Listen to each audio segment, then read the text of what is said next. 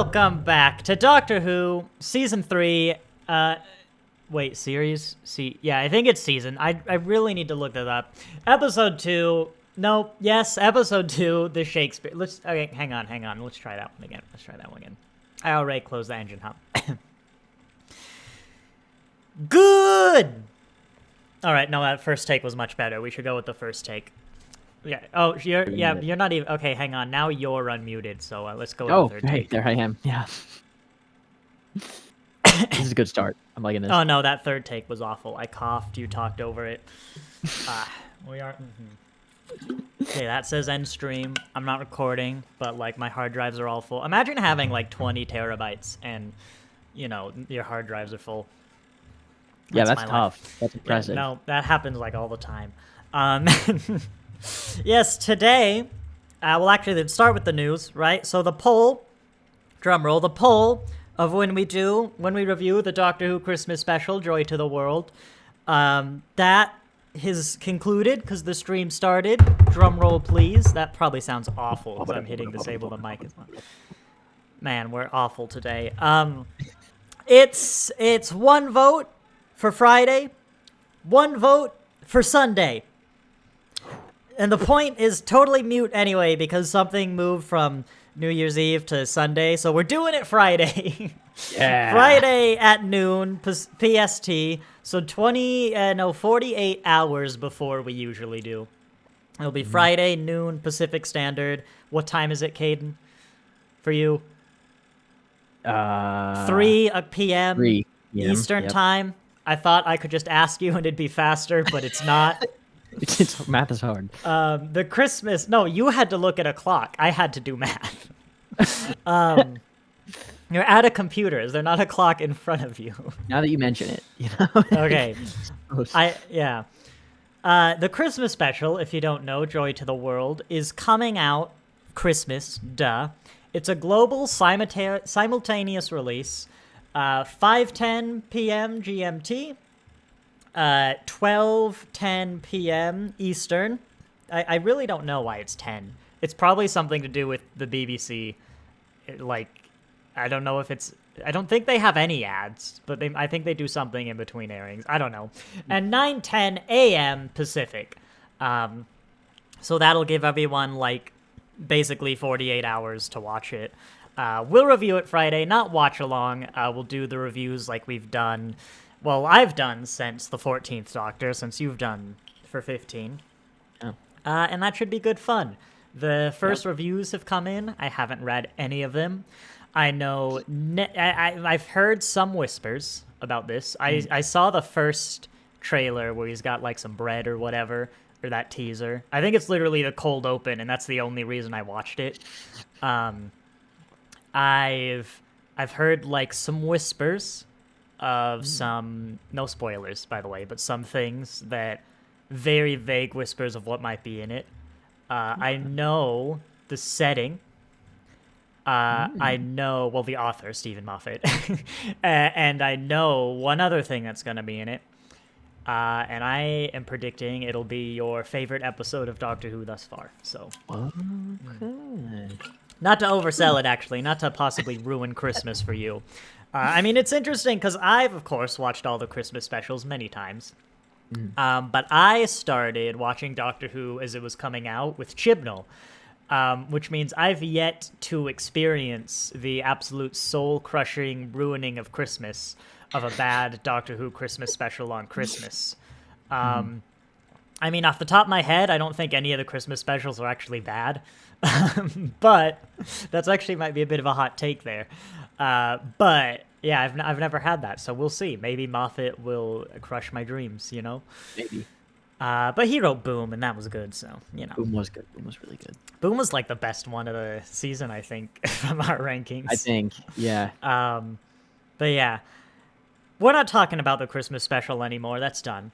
It's 2007 or something, you know? Star Trek Enterprise is happening. You're, like, getting your diaper changed. I am. It's a beautiful time. Nothing else. We almost have Obama. We got that to look forward to. You know, that's going to be fun. Yeah. And we're talking about a Doctor Who episode called The Shakespeare Code. Actually, we're about to watch it. So if you don't know what we're gonna do, and you've somehow stuck through all this, maybe you've like become paralyzed since you've started the video. What we're doing is we're doing I don't know, what are we doing? We're basically doing we're recording an audio commentary track live. So we're gonna ramble in a little bit, let people get set up. But what we're gonna do is eventually we're gonna have a countdown of 5, 4, 3, 2, 1, go.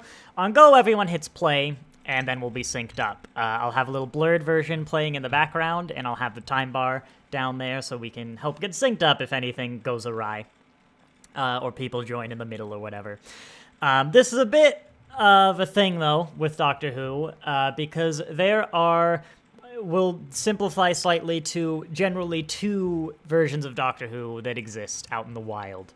There is the original UK broadcast and what we're going to call the American version. They are exactly the same, except the American version is about 4% slower because of... you don't want to know. You just don't. But... if you're watching live, are watching the American version from the American release of the Complete David Tennant Collection Blu-ray, which is perpetually stupidly cheap and usually on sale anyway. It's like $15 to $20 every time I've checked. It's insane. It's probably a little bit more with inflation, but it's crazy. It's probably super cheap now because it's not even complete because the 14th Doctor. But anyway, in the description, it'll tell you which one you're watching. There might be a link to the UK one day, as God intended. Right. I think it might be one of the first signs to the second coming of Christ, actually, is the UK version of these live streams. So that it'd be real bad if we ever did it. Yeah. But... I don't know. That's it. That sounds like it. I should write this down. This has been a disaster. We should just cancel. I don't know what's happened. I've got like the week off work. I don't know. Sounds like I've been drinking or something, but I don't drink. Every time we go through it, yeah, we get a little bit better. Sometimes they just get worse, and like I forgot what we even are doing at the start. It's season 3, episode 2. You think we didn't skip last week, so I don't know. Every now and again, it's I don't know. When you misstep, it helps you And learn. you know what? Just wait till next week where I totally mess it up. You don't get to see the part where I want to say Star Trek and then I have to correct myself.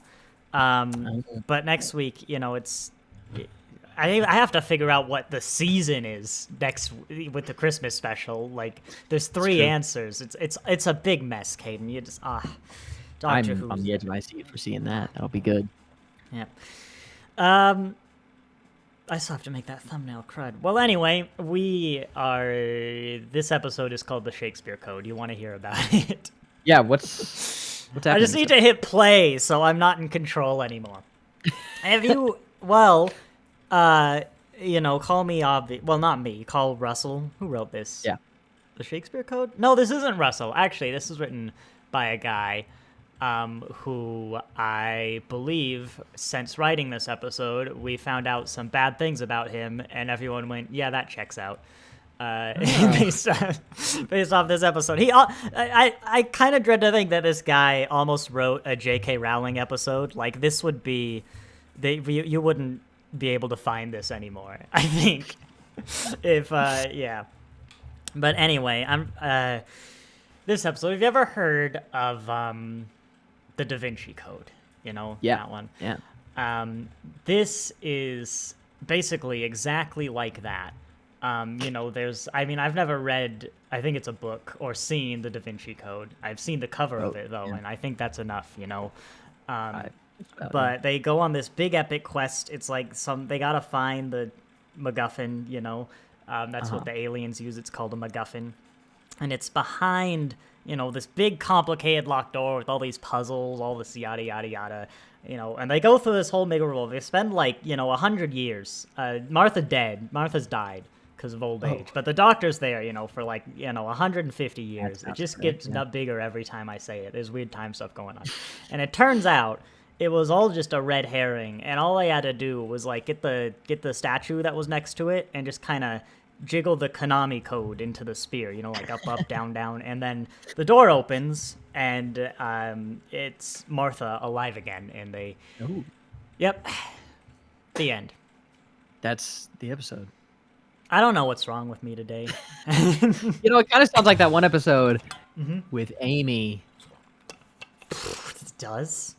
Yeah, where there's a door, and they open it. Yeah, and then look at that. I don't know what's weirder. weirder. The fact that you connected that fake story to Amy's Choice, or the fact that of every Amy episode of Doctor Who I think is the modern companion with the most episodes, citation needed, like Yaz might have overtaken her, but I was like, do you mean Amy's Choice?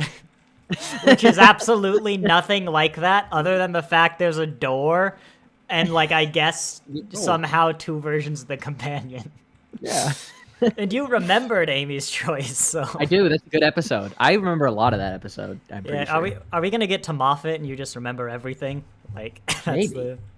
That might happen. You stopped somewhere funny. I think it was you right either after stopped Invasion of the Dinosaur. the episode. Dinosaurs have a spaceship. Yeah, you stopped. I think it might even just been before Amy and Rory left, or even I think it might have even been before the regeneration. Or they got a car. 50th. No, they left twice.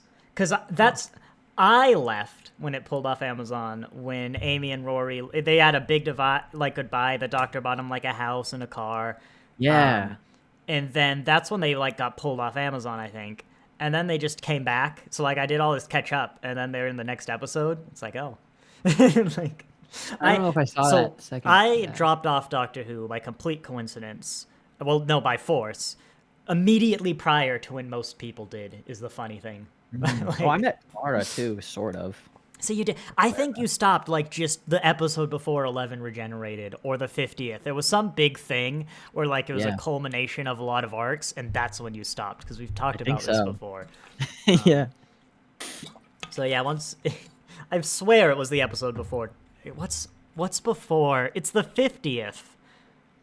I think, is just before Time of the Doctor.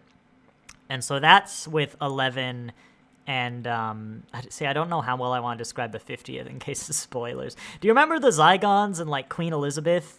They were, the big red octopus-looking... Let me just... Doctor Who Zygon, and then I'll hide my time bar. I know, normally we do this at the end. No one watches these, though. You remember these guys? I don't think I ever saw them. You remember the lady who was a Doctor Who fan with the scarf and a scientist? No. Maybe you didn't. I don't remember. You might have been just before. What's just before day? I feel like I'd remember that. Name of the Doctor. I also don't think I saw that one. You would remember this guy with the blank white face. No, I never seen that. No. What's before name of the Doctor? Pretty sure we learned it was a cowboy episode. List or a western. Look, why do we stream this? No one knows. No one. One day we'll be you'll be running for president, and then this'll get you. This will let the people love me. Yeah. Could you imagine a president is running for president, and not a president, but and it's no, I won't do any debates. You can go watch my 40-year-old reviews of Power Rangers, I guess. I don't know. Doctor Who is 40 years old. I could have said Doctor Who. My blog posts about the third Doctor, that'll tell you everything. Honestly, that actually might tell you a lot. The third Doctor specifically. You remember the Cybermen one? With Neil Gaiman, Doctor Who. Cyberman episode doesn't narrow it down. What the heck? What with Neil Gaiman would narrow it down, but you that wouldn't mean anything, dude. Nightmare. They're at an amusement park with weird Cybermen that look like Iron Man, because it's modern day now, except that was 10 years ago. I don't think I ever saw that. Actually, I'm sorry, it was 11 years ago. Okay, because I also never saw Journey to the Center of the TARDIS. And that comes earlier. That's a weird thing to know specifically that you didn't. Because we were talking about it earlier, because I always wanted an episode where they go into the TARDIS deep. Rings of Akatan. You always talk now, about. I know. Well, it's not a very good one, but Okay, hi. I thought I stopped right after dinosaurs on a spaceship. You like Doctor Who's peaked. It's never. You remember this feller? There's like a haunted house. Never saw that thing. No. All right, dinosaurs on a spaceship. So yeah, you because I saw that and I don't remember the Western. You remember the cube one? What That would be enough. The cube one. No, trust me. The cube one does not ring a bell. All right, so yeah, and you don't remember the Weeping Angels? That's Amy and Rory's last one. No. You don't remember the snowman with like Gandalf, but he's a big sphere. Yeah, so you just watch dinosaurs and you're like, that's it, we peaked. Yeah. No, you're not gonna get better than dinosaurs on a spaceship. There we go. I like how in season 1 we said you watched a Chibnall episode, then left. Jokingly. Now it's you watch a Chibnall episode and thought this is the peak. We're done. Yeah. Dinosaurs on a spaceship. That Triceratops 8 grams balls, like peak comedy. I just remember it getting rode by the doctor who rides a dinosaur. Yeah, a lot of people ride a dinosaur. It is your best episode, your favorite episode, because what we've learned is all you want is just dinosaurs. It doesn't matter what they're doing, what the rest of the episode is. Like, you also liked Space Babies. You know, it had dinosaurs at the start. Like, it was not enough. You know, it could have had more. It wasn't the same. Yeah, but they were there. They were there. I suppose, but it was like a dinosaur fan service. You know, it was dinosaurs on a spaceship without the dinosaurs. You know, you could feel it. Yeah. I hope we watch Dinosaurs on a Spaceship and you're like cheering or like, this is the best episode I've ever seen. Like, genuinely. At this point, I'm going to love it no matter what. We might actually have to find, like, between seasons or something and live stream Invasion of the Dinosaurs. Actually, I lied. I was going to say that season's going to come out on Blu-ray, but it's not. That's the only Pertwee season that's not on Blu-ray as of, like, yesterday. But it's on YouTube, remember? So we'll have to get a day where we when you have like 2 to 3 hours, we'll do Invasion of the Dinosaurs, which is a horrible one to start with, I should point out, because it's like a major plot point for one of the recurring characters of the Third Doctor's era. Awful introduction. But Doctor Who and dinosaurs, I don't think you care. It works. Yep. Anyway, should we begin like almost 30 minutes in? Yeah, Shakespeare code time. Yeah, but as I said, no, let's play them through. As I said, I was gonna look up why David Tennant said no to a Rowling episode. But this episode genuinely was going to be about J.K. Rowling, and so you will see a lot of Harry Potter references and stuff in it. But it's an interesting tidbit that we almost had that. And I think it was just that David Tennant thought we shouldn't do one on a living person, because, you know, J.K. Rowling's a great person, but they might go off the rails one day, you know? You never... I know it seems unlikely. You never can tell. Yeah, she just might, you know, it's something about, like, pooping on the floor, and then it really goes off the wall. It's weird. You remember that? Everyone hated that, right? That was like the first thing I remember of J.K. Rowling doing stuff that everyone hated. Yeah. Is that she said the wizards would just, like, they weren't bathrooms. They'd just poop on the floor and then magic it away. I love that. The brilliant 10 out of 10. You know, it's crazy to think that became forgettable in comparison to. You remember in 2016 when like people were talking about killer clowns on the loose or something? Yeah. And then like the following 3 years, people are like, you know, those killer clowns, like, they weren't so bad, you know? They weren't so, and that was like all the celebrities died, and then it's like Trump, COVID, and it's like, you know, they were all right. Yeah, those killer clowns. You know, I might vote for them, you know, just a collective of killer clowns. They might have my vote. They had it on lock, you know, they had a system, it worked. Well, I don't know. They were massively disorganized, but, you know, so's Trump. And, oh, God, no. That was supposed to be a move on, not something in my throat. Okay, you do it. You say what I was going to say. Shakespeare? Anyway. Clowns are organized? Let's get started. As I said like an hour ago, we're going to do a countdown. We're going to go 5, 4, 3, 2, 1, go. And on go, everyone's going to hit play. And I'm actually going to do the blurred version of the episode this time. Don't worry, the reviews will be much better, much more organized, because we'll be on the same page. It's true. 5, 4, 3, 2, 1, go. Okay, thank God. I thought this was going to be one. Oh, wait, no, it's going to freeze, isn't it? It might. Okay, we're good. We're good. Usually when we spend like half an hour, the hard drive flips out because it's like, there's 22 terabytes. Where's the episode? The hard drive this is playing on, I think it's the last one I added, is drive J. I just want to... Oh my gosh. Yeah. Wow, that is impressive. It's drive J.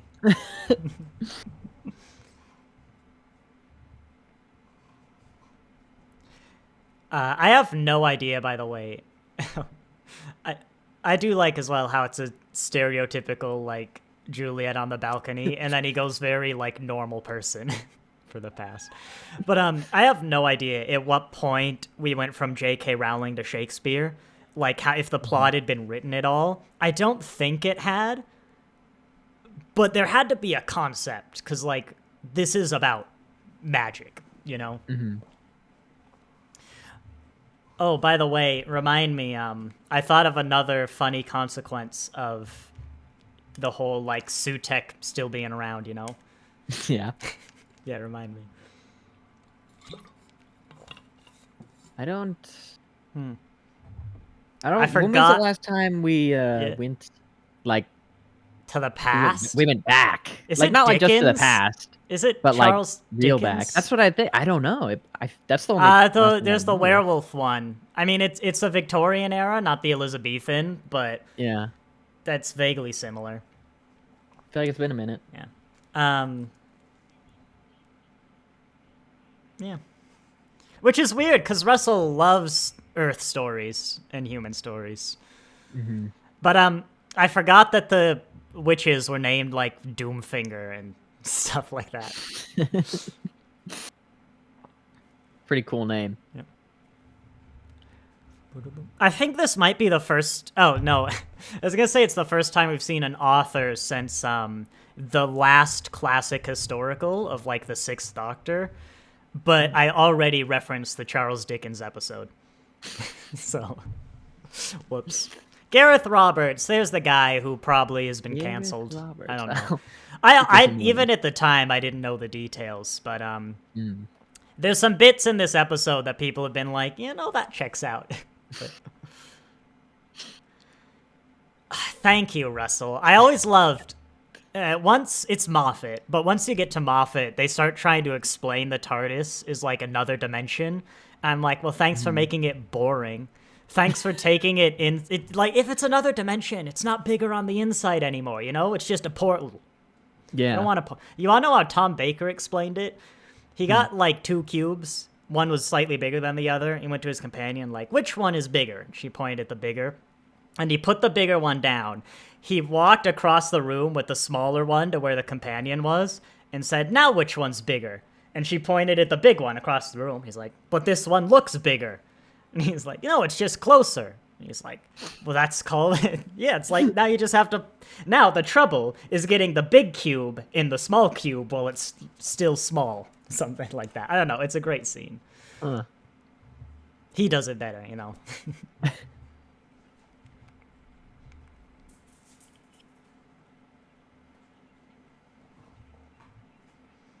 Oh, we don't talk about that scene, Martha. We'll have to pay attention if every Russell companion mentions butterflies.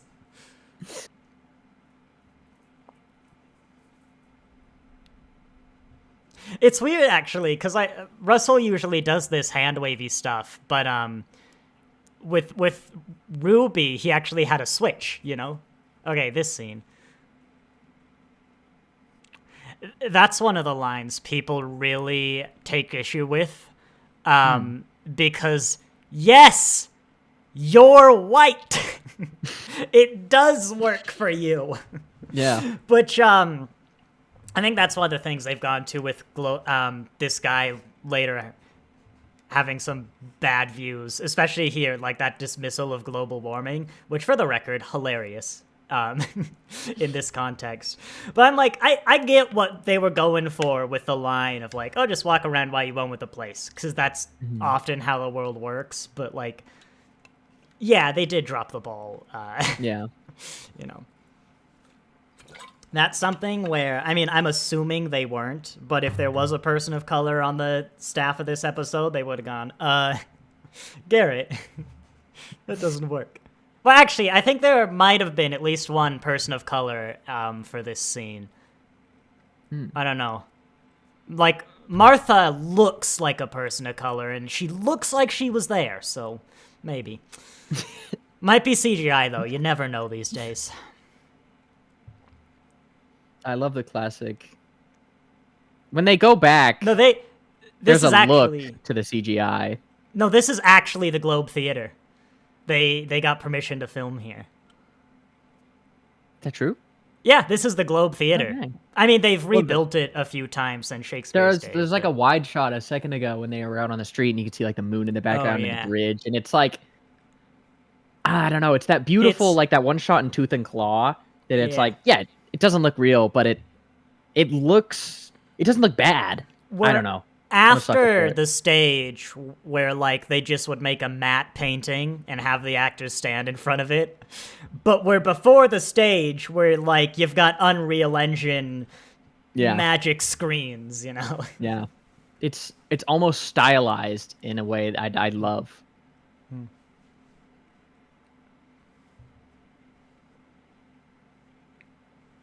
I don't know. I mean, I think you could raise the quality a little bit, but I'm not going to slash it, you know. It's like, it was something made in 2007. I definitely like it because it's partial serving of nostalgia. Which is interesting, because as we said before, you were in, like, diapers. You were watching Teletubbies or something in 2007. But then everyone I'm surrounded by, like you and our other brother and dad and stuff, you guys are like, oh, this is the coolest thing ever. So I'm like, well, when this came out, I was probably watching the original Star Trek. From what I understand, Shakespeare actually was like kind of crass like that. Is like a person. I don't know. It's been a while since English class, and that's an American English class. But I think he also, in his plays, would have to put a lot of, like, really crude stuff to keep the commoners entertained, you know? Like, basically no one would have cared. So, I mean, it's basically like nowadays, you know, where basically no one would have cared about a Shakespeare play. Yeah. But, you know, they got some... The only difference is all the crass humor doesn't really work anymore, because it's been, like, 400 years. Oh, yeah. I think, when was it? Is it, like, 4 or... I think it was 1600. I don't know. Yeah. Yeah, 1616. Boom.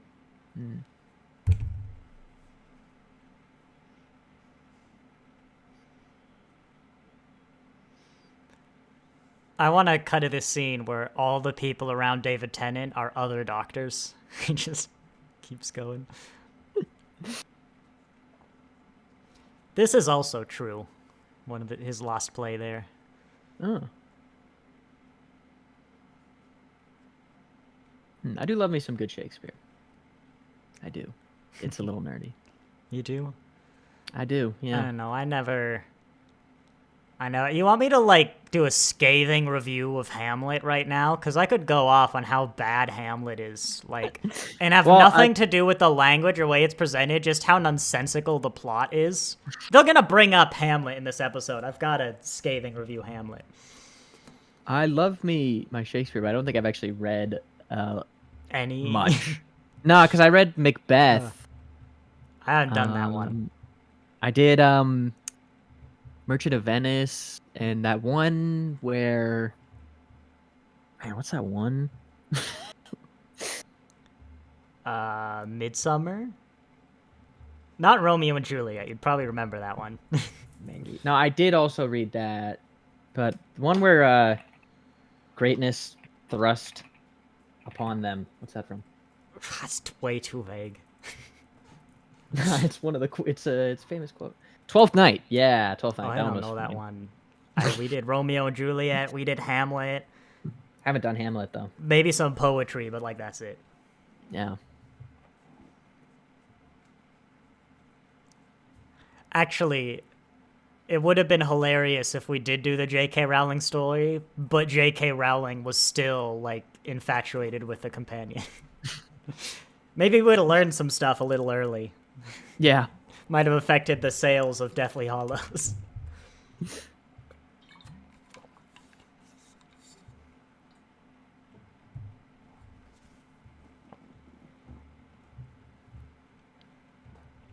I do find it interesting, though. I mean, it's not just an English thing, but obviously the English are going to really, like, raise Shakespeare up. But, like, the Doctor especially always posts him as some sort of, like, genius. He can literally overcome the psychic paper, like he's crazy intelligent. I'm like, look, he was a good writer, but he was just a writer, you know what I mean? Mm-hmm. I'm sorry, were you racist?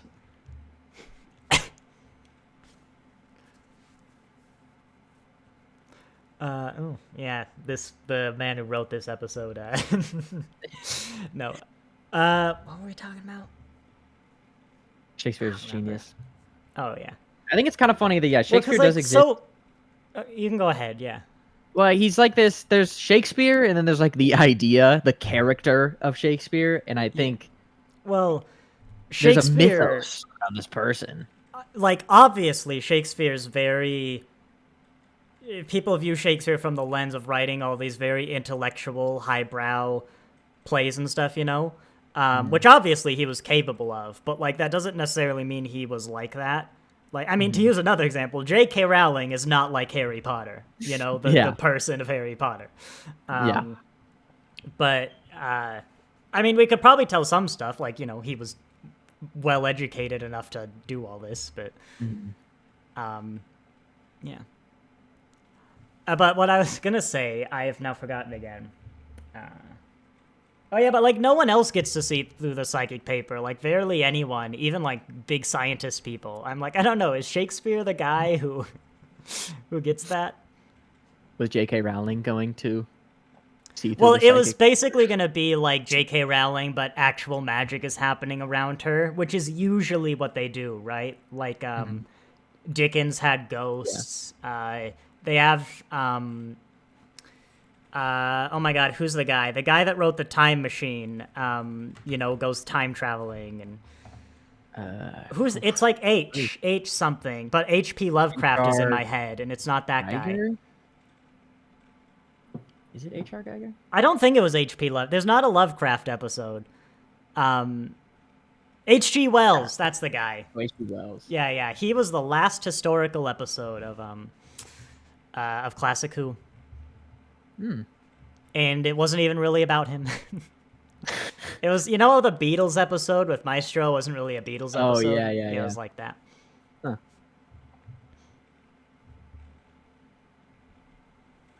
I'd like to remind you again that Russell T. Davies has written the 15th Doctor seasons intentionally to be more fantasy and leaning on those elements than sci-fi, and it was supposed to be more fantasy than any other like season of Doctor Who. Huh.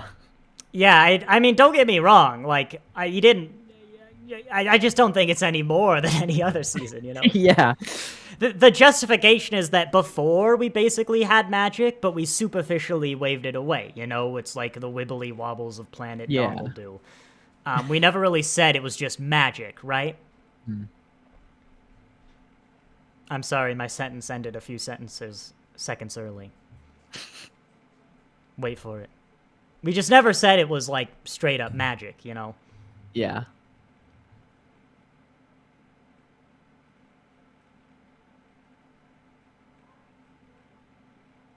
You know, it's just something we never do. He does kind of try and wave it away later, but it's like, no, this is magic. Which I was never a big fan of. I'm a little more like, whatever nowadays about that, but... Like, yeah, screw it. I'm 25 now. Doctor fight witches with Shakespeare. What if the Rowling version was like really good though? That'd be, it was like One the of best of the episodes season. there ever was. Yeah, but it's all about how great J.K. Rowling is. Yeah, You just need time. In like 400 years, people could appreciate it. Because remind you, Shakespeare's married here. Like, Shakespeare's got a wife and kid. Yeah. He didn't really respect that, but he is real handsome, though. That is true. Very stunning Shakespeare here.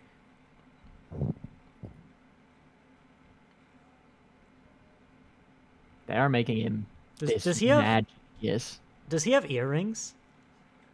You know what they're doing with him? He's like Sherlock Holmes. If this was Sherlock Holmes, I'd buy all of this. It's just... Yeah.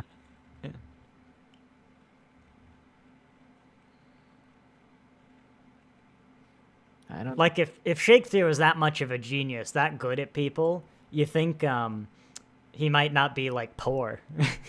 He might be able to manipulate his theater. I don't know. It's fine. I'm not going to say Shakespeare's an awful person because I don't know enough about the guy. Maybe he was a mega genius. Like, I just don't know. But it always struck me as odd. Accidentally... What? Give the line? No. Yeah. He purposely... That's a bit of a running joke, and I kind of like it. Because Shakespeare, of course, made a lot of, like, our sayings and even words in the English language, which I'll forever call my English teachers hypocrites, because Shakespeare was a bloody genius. What is it? It's something like 50 to 70% of the words in Shakespeare's play, the unique words he made up. Oh, there you go. There's the line. But, is it real, though? Harry Potter. But, like, if I turned in an English paper where, like, even 30% of the words I just made up, like, it'd be incomprehensible. Yeah. Like, I can't imagine people who went to his plays had any idea going on. And it's not just like he was saying gobbledygook. I mean, don't get me wrong, a lot of the times he was. But you can make a fake word out of, like, I don't know, Latin roots or other words. Yeah. Like... No way are you understanding anything if it's that much. Like, even if you were the most well-educated person.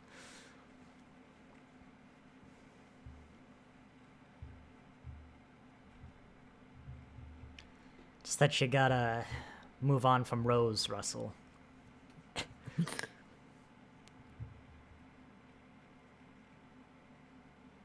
David, I told you.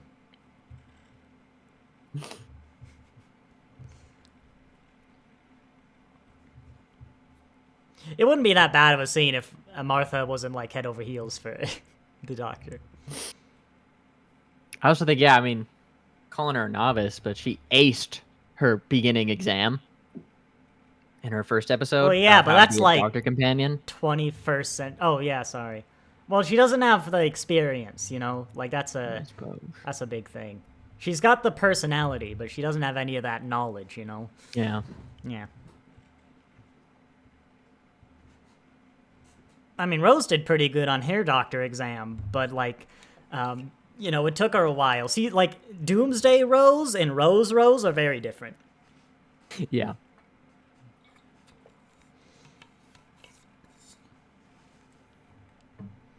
I hope he just goes, one earring. P-U.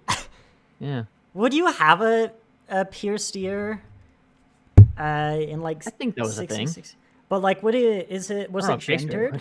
I am looking up right now William Shakespeare, who was actually the first suggested result in my Google, and I don't know why.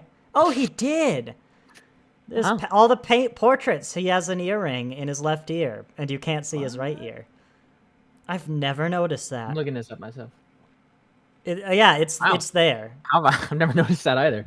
He's also way less handsome than the guy they've got to play Shakespeare. 1,000%. Yeah, no, this guy is a stunner, and Shakespeare was... Oh, scroll down. It used to have the images up to the online Library of Liberty drawing of William Shakespeare.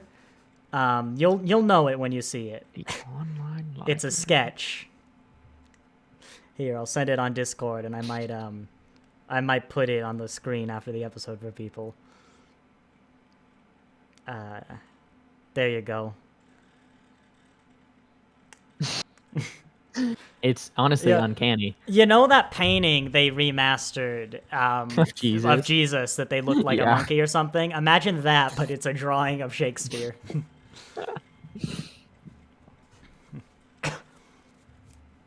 Yeah, I think that's the first time, possibly the only time in the modern series, at least for a while, that we've seen people sleep during an episode.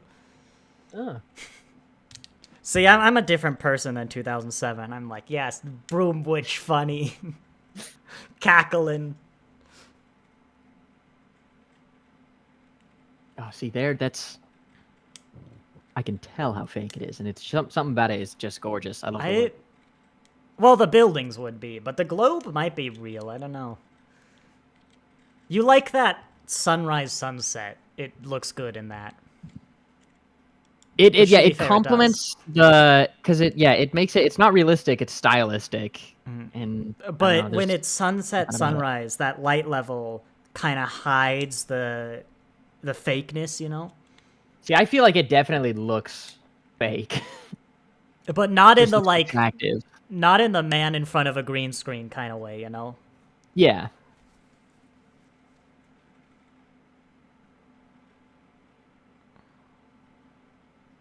I think this might also be true about the architect, but I don't know for sure. I'm a little lesser on that. I always find that joke really weird. I've always wondered, but I've never asked. Like, I learned that in school, Doctor. You could Google it.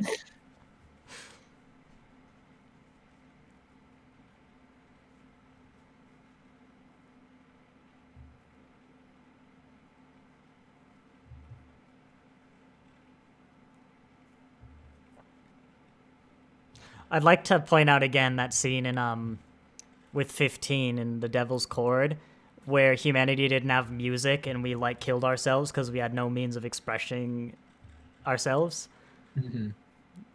Theater, you know, Globe was still there.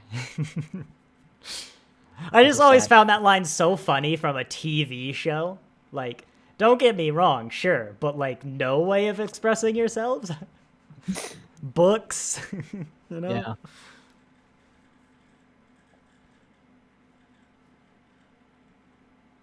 Is Shakespeare wearing jeans?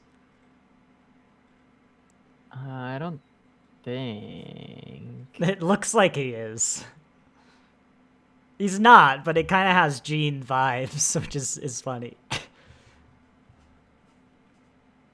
I really like his outfit, actually. He's too handsome. What, Shakespeare?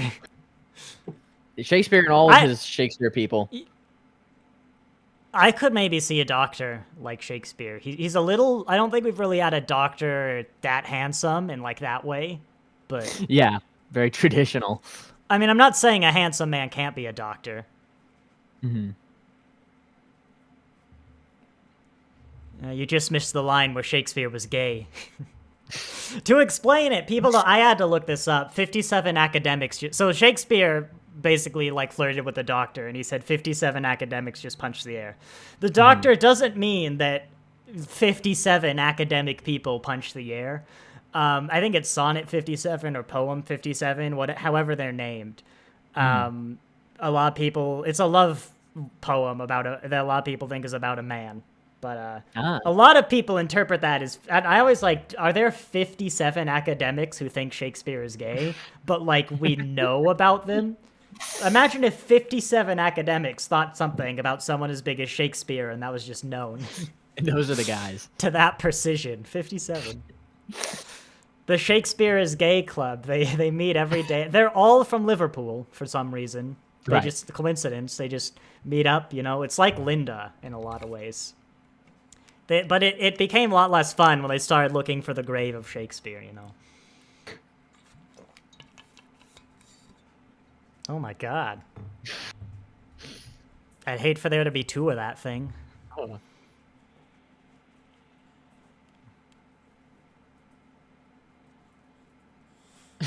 Do you think you'd still perform? I mean, you know, you gotta make money, but... what are the odds it happens twice? Right. I can't help but feel like... Oh, it come might on. happen twice. No, if this was a thing that just happened, we'd know about it, you know. Well, to be fair, people think about they know about witches, so.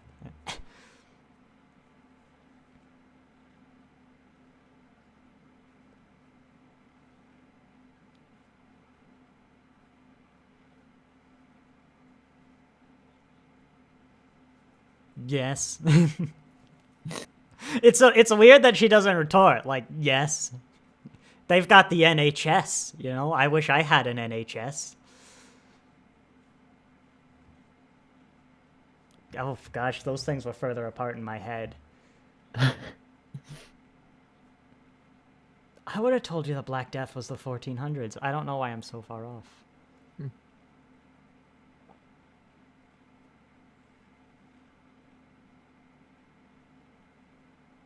The funny thing is, several doctors, I think, including the fourth, have claimed to, like, help Shakespeare write some of his plays. Like, I think the fourth Doctor literally wrote Hamlet, and that Shakespeare said the words, and the fourth Doctor wrote them down. That is funny. You'd probably like the fourth Doctor. I like that guy's look. He's like, sorry. Not whipping the patients.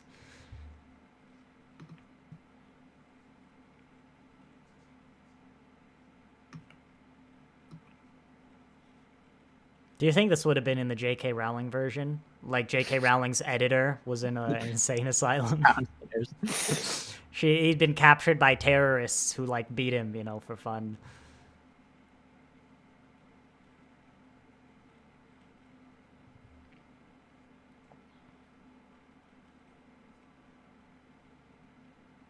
Couldn't they just walk a little back until the guy wasn't insane?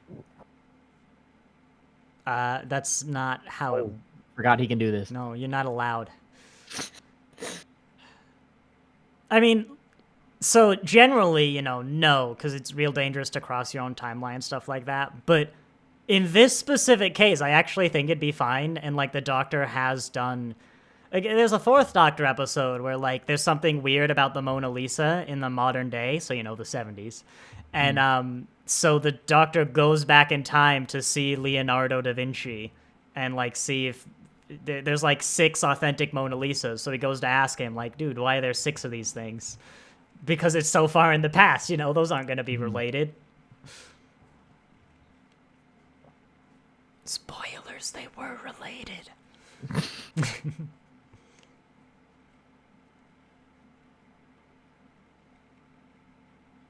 What's the other one's name? Because I love that she's just called Doomfinger. Oh, is that why she's called Doomfinger? She's her finger of doom? Maybe. Yeah, I really want to know the other one. I think she said it. I could probably Google it.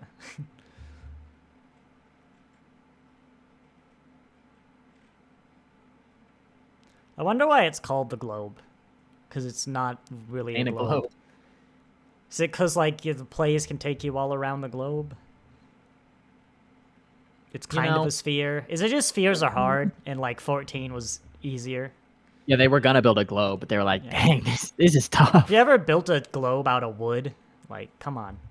Can't say, man. Yeah, I wouldn't want to. The amount of times it's going to burn down, like, you don't want to have to build it again.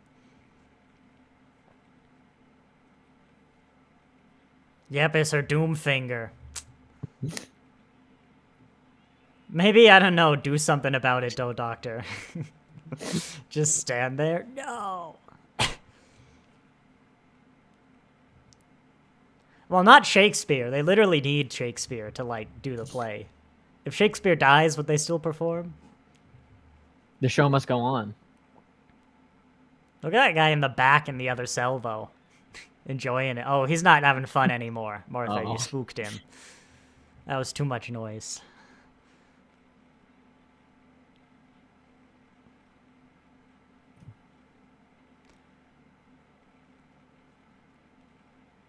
I wonder, you know, and the answer is shut up. Do you think he could do this, like, with any villain? Oh, that's his doctor! That's why he has power.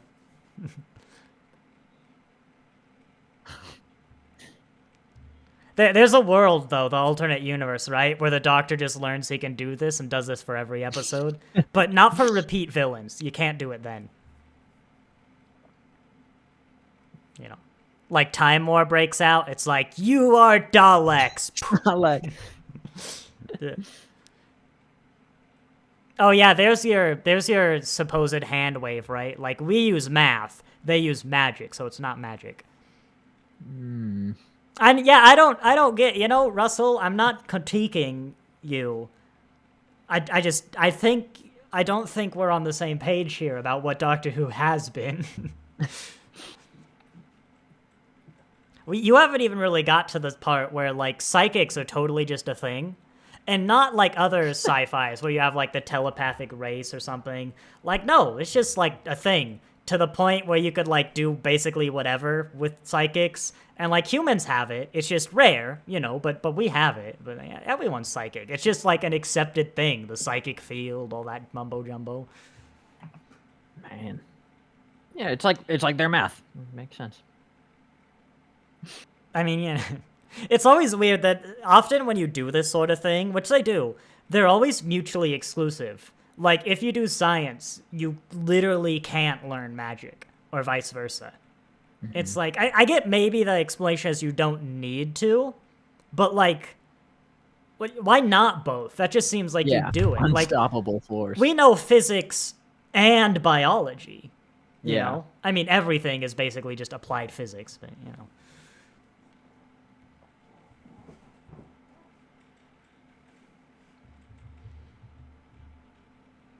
I kind of want the world where Love Labor's 1 exists, but Love Labor's Lost doesn't. So we have the sequel, and just everyone's kind of confused. Another beautiful wide angle. You and your cinematography, I love it, man. I never notice. It's weird. People are always like, "Who's your favorite director?" It's like, I can name one director, and that's Jonathan Frakes, because he was also an actor. So Jonathan Frakes is my favorite director then.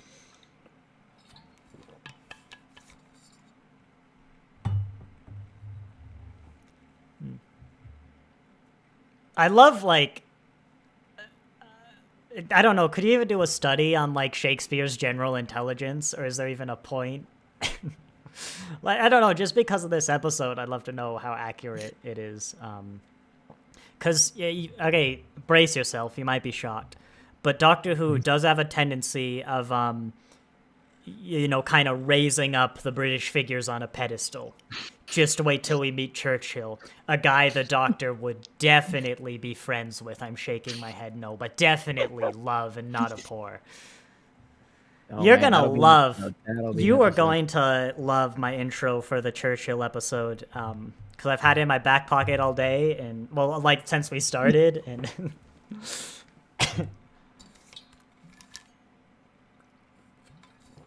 Yeah, this is what a Shakespeare was actually like, right? There you go. Yeah. Is that guy in Harry Potter? There's something about him, but the thing is, the one he's kind of reminding me of is Warwick Davis, and that's definitely not Warwick Davies. Unless he's just acting tall. Yeah, that's an Ashens joke. There's a YouTuber. I'll tell the story. There's a YouTuber named Ashens who his channel had, like, a sort of side character of a guy in, like, a Halloween mask with, like, a metal skull mask and a robe, so you couldn't see who he was. And the guy made a movie eventually. Ashens did. And in the movie, that figure's there, and they reveal who he is. He takes off the mask, and it's Warwick Davies. Even though the guy who plays him is just like a standard height individual, average height. And then he brought up by Warwick Davis, you're small. He's like, yeah, I'm an actor. It's called acting, And then and it's just never explained why Warwick Davies is like this guy's neighbor, wears a skull mask, and is like 5 foot. What's his acting? That one is explained. I actually kind of like, if we had the J.K. Rowling one, I would hope they'd cast a lot of Harry Potter actors. just as other people, though. That'd be funny. Random. I like I that. mean, a lot of them are in Doctor Who anyway.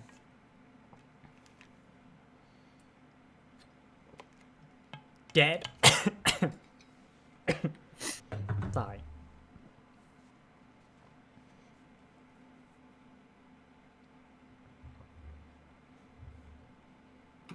You know, I wonder, this is a lore you could do. If the Time Lords, did they go like the magic, or did they go the math route? Or are they the middle I was talking about? Like, yeah, they combined it. Well, because they're old, you know?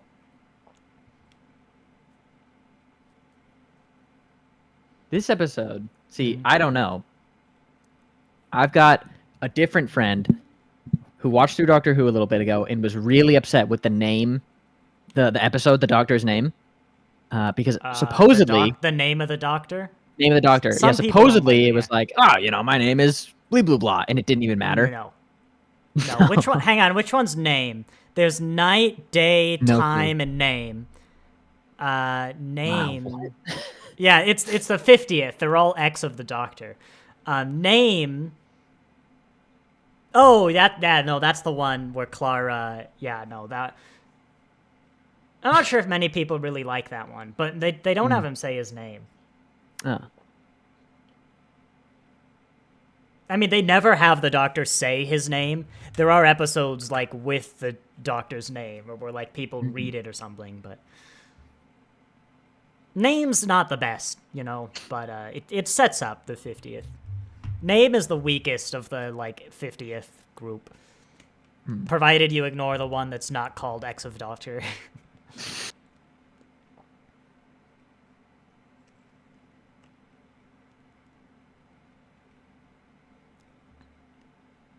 If the Doctor regenerates, do you think the hair still works?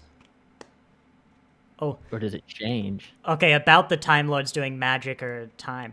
The third Doctor, and I think the fourth Doctor also, like, insinuate that they can just fly.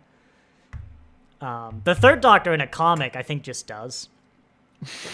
There's an episode where the Doctor needs to get rid of something, right? So he puts it on the floor, and he, like, looks at it and concentrates, and then it just disappears. And the companion, Joe's like, what happened? He's like, oh, simple, like, mind transference or something. He's like, it's back at HQ. It's like, oh, you can just do that now? Okay. This is the sort of thing when your Buddhist showrunner, just in the early days of Doctor Who, decides, you know, I can, like, make the Doctor Buddhist. you get some weird things as a consequence of that.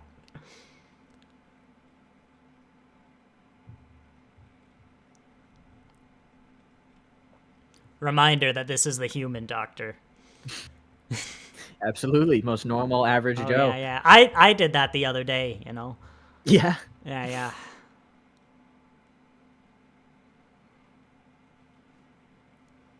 Man, this episode had ISIS in it. I didn't realize they were that old.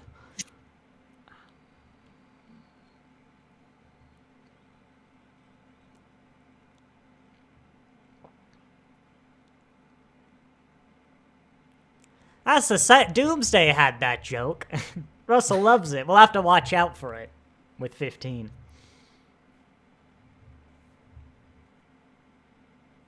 Did you just put pish in a iambic pentameter? I like that. Oh, I don't think that's iambic pentameter. See, this is what every line's got to be like. I'm just saying. You know, when half of it's made up. Yeah. I mean, I guess you could argue a lot of the dialogue in Doctor Who is made up. You know, that's true. See, I love that.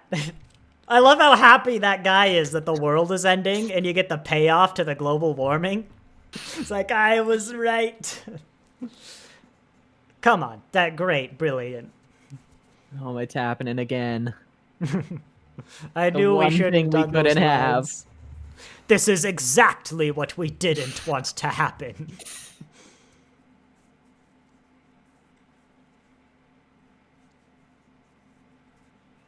And so that's why Shakespeare's bald. That's how it happened. I have a theory, right?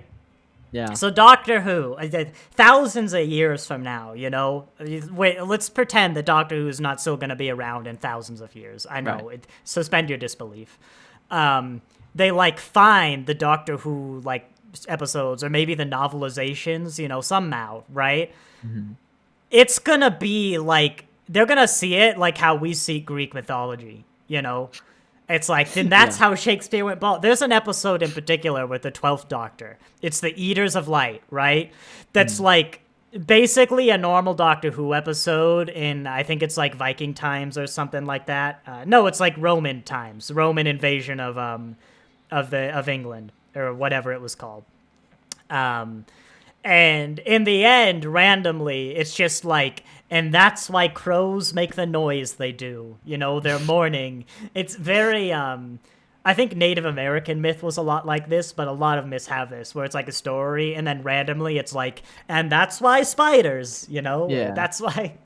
And so I'm like, that's what it's going to be like. It's like, it's going to think we actually believe this mythical doctor was everything, and we explained it. But like, does that mean that, like, you think Greek myths were like Doctor Who of the day, Yeah.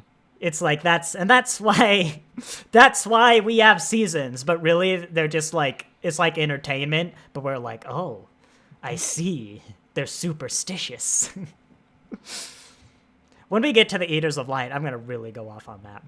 See, I put all my belief in the Doctor. I don't know about you, but I believe in this. Yeah. I like this. If you want to make the Doctor or the Shakespeare look like good and genius, do this. Do like what he was actually good at, writing stuff, Mm-hmm. I mean, I'm sure he didn't improv a lot of his script. My English teachers were real big about first drafts, but yeah. This episode, I will say, was a lot more fun before like 10 years ago, Yeah. Good old JK. My headcanon is the Doctor, being the impatient guy he is, just jumped forward in time, read all the books, then left, and hasn't learned about JK. He didn't we didn't watch. go that Yeah, far. he didn't stay for that. Yeah, he hasn't met her yet. They actually would have got J.K. Rowling, by the way. That's the cool bit of the episode. Like, someone wouldn't have played her. It would have been J.K. Rowling. Which, like, ignoring the fact it's J.K. Rowling, that's actually cool, Yeah. But I think we've probably learned not to do an episode on someone who's young. Like, technically, some of the Beatles are still alive, but I don't think we're suddenly going to learn some bad things about them, Hopefully not. Look, they love it. They would, What a show. They've all fell asleep and then...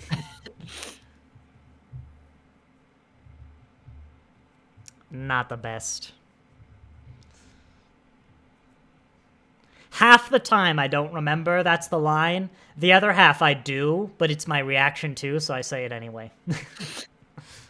Here we go. So this crystal ball thing, right? Uh-huh. I don't know if he says it in this episode. He's just gonna throw that in the TARDIS. We get confirmation it's just in the TARDIS later. What happens in the 60th when they duplicate the TARDIS? Are there 2 Carrionites now? There just may be. But it's a portal, right? To like another world. Don't tell a Shakespeare joke.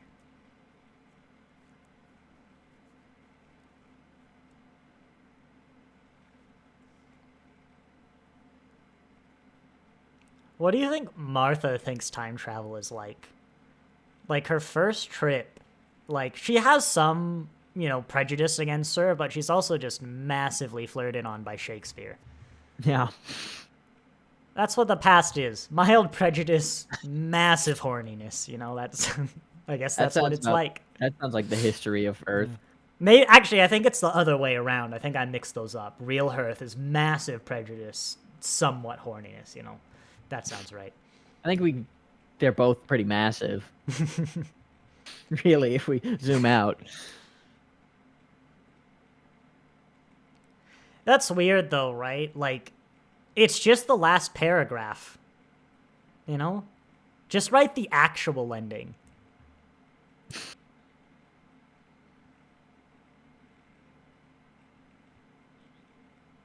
Do you want that Hamnet review now?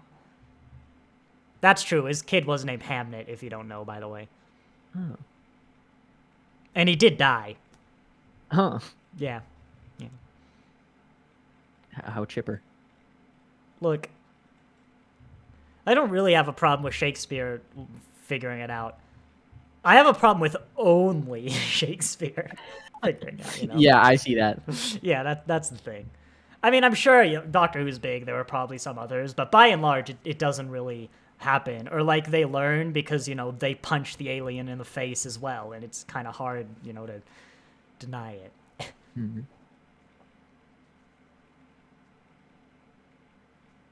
Rose got screwed over a bit. Like, Martha got, Shall I Compare Thee to a Summer's Day? Amy got the sunflower painting. Rose didn't get anything. Well, she got knighted. I mean, knighted's cool.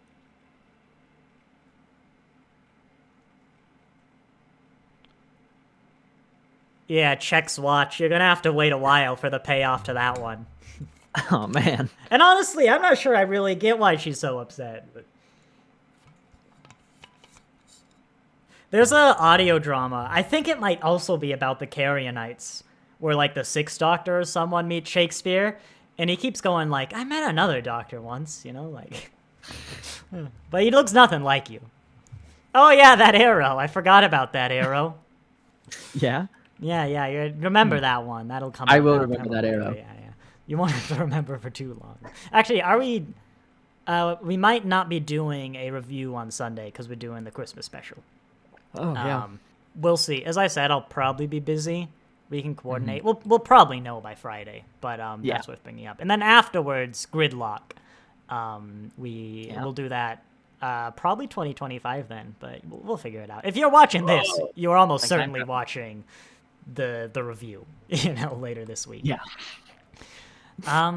Yeah, what'd you think of the Shakespeare Code? Yeah, it was good. I liked it. Yeah. It was fine. Yeah. It would have been more fun if, away. The Rowling jokes could land, but it's not the strongest of the season. I mean that's not saying much when this season has the streak of Human Nature, Family of Blood, Blink, Utopia, Sound of Drums, Last of the Time Lords. But it is sort of it's there, it's fine, A treat to go back though. I feel like we haven't gone back in a while. I can check actually. I'm up on. Let's look. Fear Her, Idiot's Lantern, but that's Queen Elizabeth II. That's not too far back. It would have been Tooth and Claw, which would have been later because it's Victorian times. Yeah. But so would it have been Dickens that we've really been that far back? It's interesting though because season 2 didn't have a lot of historicals. Season 1 did though. That's probably it. Is like Russell's just balancing. But I don't think he's against historicals. What was season 14? Because he's much more limited there. Modern day, future, past, future, modern future. 73 yards, future, past, vaguely even, but a little biased toward future. I don't know. That's fairly even. But yeah. Look at, and here's where you get to the the resolution of that Elizabeth one. Look, Night of the Doctor, Day of the Doctor, Time of the Doctor, and then over in season 7 you have 20 terabytes. Name of the Doctor. There we go. But yeah, that's it. And I did tell people. Well, okay, I probably can't pull up Discord on stream. I don't think you'd like that. Open link in new tab. I can turn on the monitor. Let me get the YouTube back up. Hide you and you. There we go. There's Online Library of Liberty. This is... Oh, and the arm is still there, stroking one of those Shakespeare's. Like Flynn Rider's nose, Flynn Rider's. Angles. Yeah. I mean, the nose might be right, but everything else is... Oh, no, look at those down there. The nose is smaller. It's like... it's not a bad sketch of Shakespeare for was clearly, someone doing a sketch. Yeah, in comparison, yeah. I mean, I couldn't do that. But it is funny next to all the proper paintings of It is. of Shakespeare. But yeah, that's probably it. You can see my notification from Bamboo that my my half filament roll is done. That's the company that makes the printer. Exciting. It's just a roll of filament, half a roll of filament even, because we need them. But yeah, I will probably wrap it up. I'm trying to find everything. There we go. There's the stream. So yeah, Doctor Who Christmas special on Friday. The review, not the watch along. So watch that beforehand. I don't know when you'll watch it. We'll watch it on Christmas Day, unless like we just get way too busy. Because Christmas special, you gotta. Yeah, probably we'll have to the day after Christmas. That's fine. You can be wrong. But maybe I'll find the time. No, we just won't talk about it to each other until Friday. Yeah. But we won't have to wait too long, I guess. And then I like to usually watch it before the stream. I'll probably watch it twice. So hopefully it's good. But Moffat special, I think I haven't heard it's bad. And that's probably a whisper I would have. Moffat. Sometimes Moffat didn't have the best Christmas specials, I will admit. But it's he kind of ran into the problem of, he seasons like 7 to 10, 6 to 10. And that many times. So there's more than 10 Christmas specials at that point because some of them have 2. You kind of struggle to tie it into Christmas again. Christmas, yeah. And so he had like the superhero one. Like, that was a good episode, but it's like, it's not super Christmassy. It's just kind of like, hey, Marvel's big, let's not lie. That's what it is. But it's fine, and it's I might have been a bit disappointed if it was Christmas. I'll be honest. Honestly, that's probably why a lot of the people complain about Christmas specials. I'm like, actually, I kind of like the Doctor, the Witch in the Wardrobe. Like, I don't know what. Okay, actually, I've kind of got a pattern with Moffat, right? His specials are A Christmas Carol. I probably don't have to explain that one, right? Yeah. He's got the Doctor, the Witch in the Wardrobe. Come to think of it, I probably don't have to explain what that one is kind of an homage to. He's got the superhero one, which is Marvel is Big. Yeah. What else did 11 have? He had this. Okay, then he had like the Snowmen and Husbands. So like some of him are just like standalone stories. Twice Upon a Time is sort of a ripoff on a historical event rather than a piece. But unless I'm forgetting one, like 3 of his 6, 5, I literally have them up on my hands. Like, 4 of his 6 specials were like another story. Yeah. You know what I mean? And like Christmas Carol, a lot of people say is the best of them. Like, and I like the Narnia one. I already forgot the other ripoff. What was it? I just told you. Yeah, but they came at me so fast. Name of the Doc. That's a Christmas special, but that's the one I'm forgetting. But it's 11's Regeneration. That's that one. Reference? It's a regeneration story. No, but I forgot it. But it's regeneration, so that's different. Yeah. Right. So like, is Joy to the World gonna be just like some other Christmas? Is it like the Grinch? Oh my gosh! Actually, a Doctor Who Grinch story would be kind of fun. Did I mention? I remember someone saying, I don't remember if it was a theory or what they wanted, but they really wanted a Krampus story. Krampus has great Doctor Who Christmas special potential, Yeah, I could see that. I want the Grinch story, but somehow you work into the show like the narrator guy from the Grinch, like kind of whatever his voice was. I don't think I just want it to have a narrator though. I kind of want, maybe it's like you do a radio broadcast or there's someone like following him around. Maybe just straight up narration would work, but I'd kind of want it, kind of fun. Diegetic. It's the Grinch, but it's Doctor Who. You could have a fun twist, but it's like how the Lynx stole Christmas. It's like I had to, there's workshop it, but I think that'd be a fun. It's a good rough idea. Russell has got generally good stories for Christmas specials, right? But the threat of a third of the world jumping off a roof. The Donna's husband actually hates her.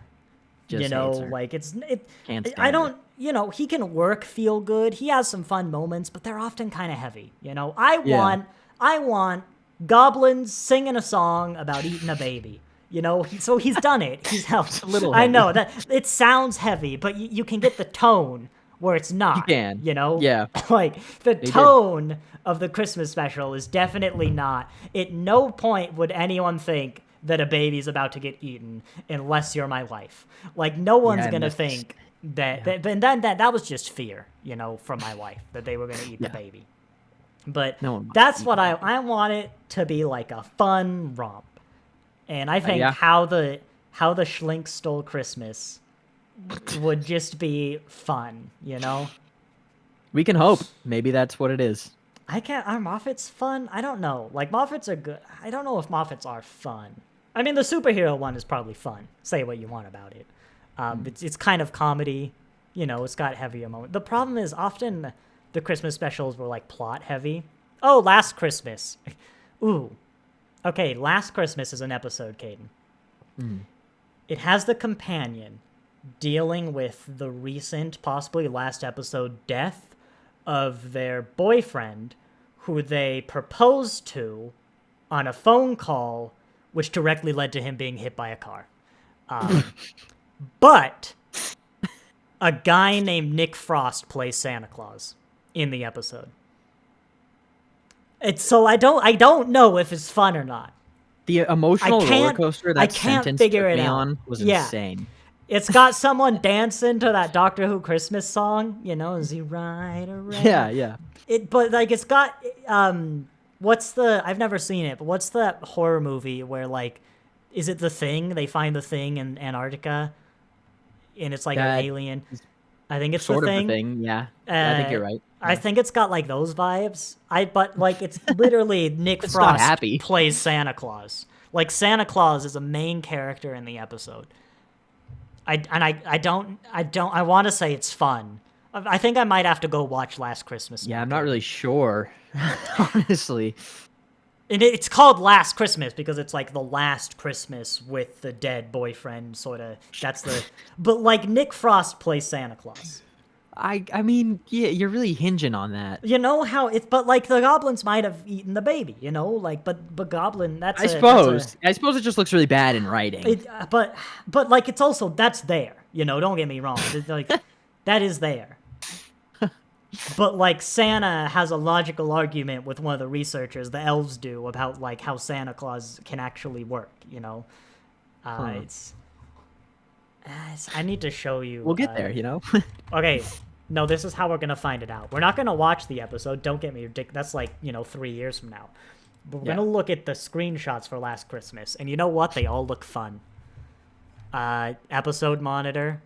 There we go. I mean, yeah. Look at that. That's a fun. Claus. I mean, there's that one, you know. But look at that. You're telling me this is not a fun episode? Well, look at Clara. Don't look. Yeah, at the doctor's only even half smiling. Look, you got these elves. Well, it's Peter Capaldi. They look concerned. Look at that. He looks real happy there. Look, it's just that Peter Capaldi is a grumpy man with aggressive attack eyebrows, right?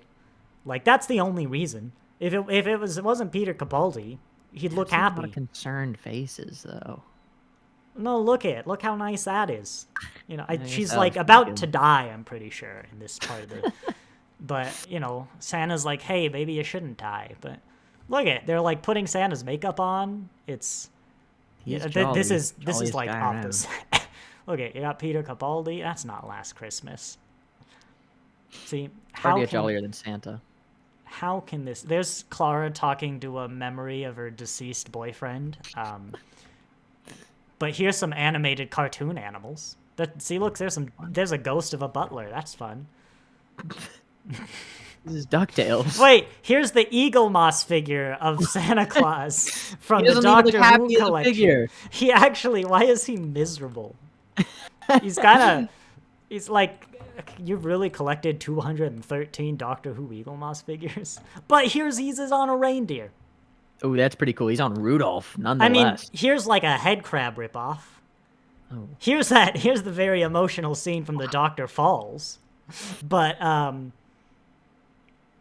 So what have we concluded? Is it a cheerful? It's conflicting. Yeah. Highest of highs, lowest of lows. As I said, I don't think there's a bad Christmas. Actually, was Name of the Doctor Christmas? Name of the Doctor. This is what people are here for. Someone should edit all my thoughts so that you just get my opinions and you cut the episode parts. No, it's in May. I don't think there's a bad. I like Time of the Doctor. I said it. You know, the first like 20 minutes aren't the best, but I like it. Yeah, hot take. Do you like Time of the Doctor? Those first 20 minutes, your favorite. First 20 minutes were a little slow, but I liked it. I don't know if they were slow. Hot take. Were they? I can't. It's been a while. The problem is, right, I'm not watching Doctor Who because I'm doing the watch along with my wife, and I'm also doing this for you. Honestly, I don't care about you, but like I want it to be kind of fresh with my wife, you know, so we can. I don't want to watch an episode that immediately watch. But my wife's on Patrick Troughton, right? Second Doctor. Gonna be a good while before they get to this sort of stuff, you know.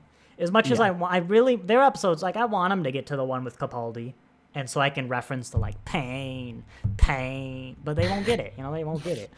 I'm really glad we get that reference before the Chibnall era, so I've got that at hand. No, I don't know. I need to watch more of these shows and like Star Trek. But I'm watching that on YouTube too. And it's like gonna be so long before. Yeah, it's a marathon. I mean, I've brought Alex along with 15 because you know that's like new era. As much as it's kind of like not totally fresh, you know, you can jump onto that. You know, and I wanted someone to talk to Doctor Who about, and you weren't there yet. Yeah. Well, I think you were, but I'd already agreed to have Alex watch it. No, you had to watch like the church one. Were you here? When we did the Christmas special? Reviews? Did you review the Christmas special with me? Ooh, the Christmas special? I don't know, but I did the season. I don't think you did. I think you watched it, because I feel like I had to tell you to go watch it. We're going to check that. Were you there?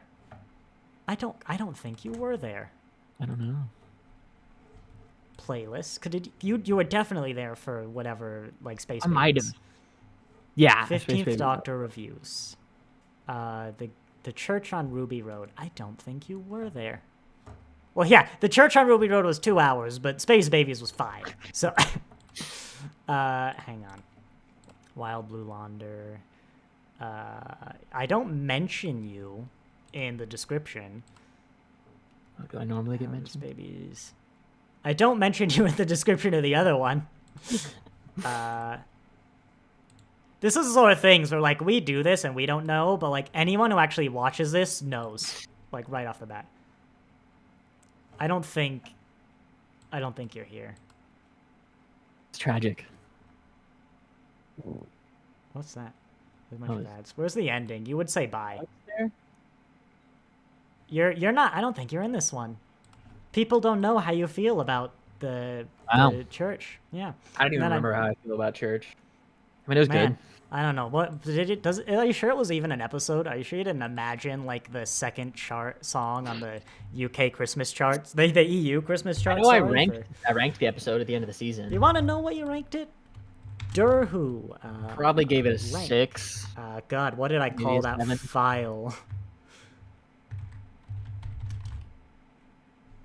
We're gonna do this. My guess is a 6 or a 7. Video library, future video. Because we do actually need this file. Doctor Who?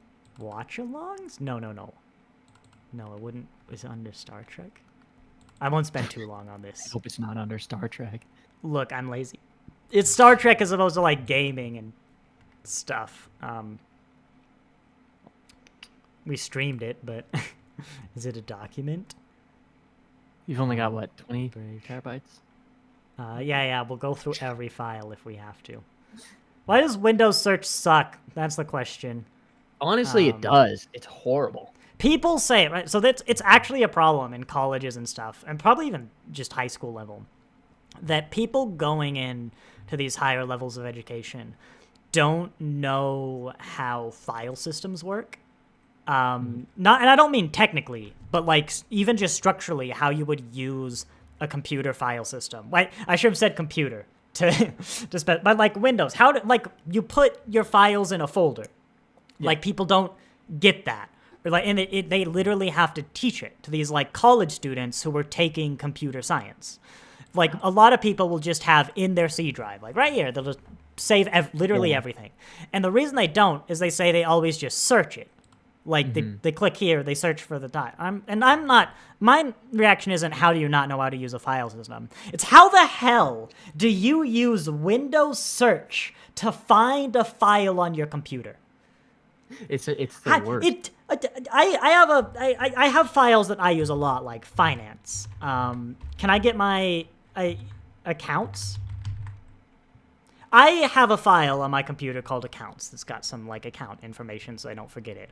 I typed account in a window. Oh, I guess down there. No, there is an accounts. There's also accounts.json, and also that's not my accounts file. I am not streaming, by the way, but yeah, that's a different accounts file that I didn't even know existed. The accounts file I actually use on my computer isn't there. Can I watch Doctor Who episode, random episode? Boom. Nope, Boom's not there. Boom.mp4. Nope, Boom's not there. Doctor Who, season 14, episode.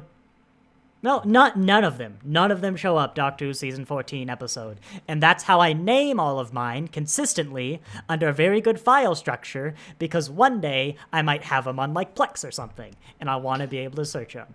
But how? How do you... I don't know. I actually don't know how you find anything. Yeah. No. If it worked, I might not use a file system. Do you want to know how we got to the episode we just watched today? I'll tell you. How's that? External entertainment. Oh, I'm sorry. It was the K drive. The J drive is the other one. But K is lower. There's my L drive. My Mac virtual box that I never use. And actually ignore the fact I said that because you can't get a Mac OS file. Ignore that. External entertainment, media, Doctor Who. By the way, the other files on that level are audio dramas, Sarah Jane, Torchwood. That's why I have 2 of them. We were in the modern. It's series 3, because I called the series because I'm like that. And then there it is, the Shakespeare Code. If we go back to Doctor Who audio dramas, then I've got way more organization than that. But yeah, that's... Looping back slightly, yeah. I found our rating for... I gave Ruby Road a 6. Oh, good. You were looking at the episode. I'm going to have to find that. What's that? What's the file called? Can you see in the video? What's the spreadsheet called? Who Dis Excel. Oh, yes. There it is. Who Dis Excel. I forgot I isn't Who Disney, Who Dis. There we go. Thank you. We did it, everybody. We saved the city. We got there. Yep. We gave Legend of Ruby Sunday an 8.5. I don't even remember. Actually, we're just below IMDb, so I guess that's right. Okay, let's see how much we disagree. Our averages, actually, let me just delete Alex for a sec. Oh no, my wife's gone. Chiraton Ruby, 6 point. That's right. I gave Ruby Road a 7 is a baseline because we didn't know what the other episodes would be. It'd be higher. Mm-hmm. Yeah, but yeah, that was intentionally bad. Space Babies was a 5. I might bump that up. Devil's Cold, 7.75. I gave it an 8. We're a little cautious. Boom. Yeah, it was a 10 for me. That's 9.65. 73. I don't know. Just look at this. You can watch this. I don't know what I'm doing. 73 yards. Oh, you can see this as well, can't you? Everyone can see this. Yeah, 73 yards. 7.9. Man, I'm cautious. What was past me? Was I in a bad mood? Would I watch all these and then just be like, what am I talking about? I guess I didn't like I wasn't a big fan of the ending. I think that's what stopped it from being an 8. Yeah, you were really hung up on 73 yards. I remember. It was difficult. It was such a good enjoyment. I think also it wasn't as good on a rewatch because you just can't capture that first. Yeah. I don't know. Dot and Bubble 7.15 seems a little low. You were a 6. You didn't like Dot I and didn't Bubble? love it. It was a fine episode. Yeah, it was hard for me. I remember that. I do remember that being good. And I hated Rogue. You thought Rogue was pretty good. That was fine, 6.3. What did Alex think? 8.5. Yeah. Bridgerton freaks. Legend. I think Alex, who hasn't watched Bridgerton but has seen more of it, agreed that Rogue is definitely like Bridgerton. Like if you like Bridgerton, you'll probably enjoy it. If you don't, it's not going to be doing much for you. Empire of Death 8, 7.5 on Empire of Death. I remember, yeah. I think I'm just allergic to below 7 because if you're below 7, you're bad, and I feel bad as like a person. Whoa! Alex's highest rated episode is Empire of Death at 9.5. The finale they gave a 10. We gave an 8. I forgot about that one. I like how it's funny. People hate Empire of Death. Oh, I guess yours is different, but the sum of the 2 episodes is less than both episodes on their own for the final 2, my rating. Well, for Legend of Ruby Sunday, I think we specifically ignored everything that came after. Yeah. Or no, wait, I think we re-ranked it. So I don't remember, but that's why it is higher because the setup is good, you know. Yeah, I think it's funny how both the setup and the payoff, though. You know what I I gave think? Above an 8, but combined, I gave them an 8. Several of these are probably falling down. If you go back and listen to what Maestro says when like Ruby's all in the air, none of that goes anywhere. Yeah. It's amazing how much is like, oh, that's just not there. Ruby's got a secret song inside of her. There's like something that's not there. It's really, the snow is explained, but the fan base doesn't understand that. We so casually like, oh, we got the explanation to the snow, and I think you hadn't caught it, but we moved on. It's been like a year, and the fan base. I saw someone else on Reddit who just casually mentioned that. I was like, oh my god, I'm genuinely shocked, and they were like, I know. How is that information not spread? Because after it came out, there were loads of posts like, guys, please, the snow was explained. But no, nothing else was explained. Don't get me wrong. But yeah, I don't know. Memory is a weird thing, you know? It's like, absolutely. I don't remember this season very well because like the overall thing just bombed. It's the Moffat problem, isn't it? It's what I said, where with Russell I probably like Moffat more. But Moffat generally, when he fails in those sort of big ways that you remember. And when he succeeds, it's a lot of little details that aren't as remembered. But Russell generally really excels at the character stuff, which is the focus of his original run. And when he fumbles, and like where he and I seem to fundamentally disagree on things with Doctor Who, are a lot of the little details you forget about going through the episodes. And then when I rewatch, I'm like, oh yeah, Russell's like that. And so I like them both. They would complement each other very well, which is why like all of Moffat's episodes under Russell are very good. Like at minimum, it's why he wrote like The Empty Child and Blink and Boom. You know, like anything under Russell. As they just complement each other, which is weird. So I think Russell doesn't actually contribute to those scripts. Russell has said there are 2 writers he would never make changes for scripts for: Stephen Moffat and Chris Chibnall. One of those makes sense. One of those I don't believe, because I have seen Chris Chibnall scripts when he's in charge. I've seen Chibnall scripts when Russell's in charge, and all of the Chibnall scripts under Russell feel like the episodes from Chibnall's era that were written by Chibnall and someone else. And I'm like, even Moffat as well.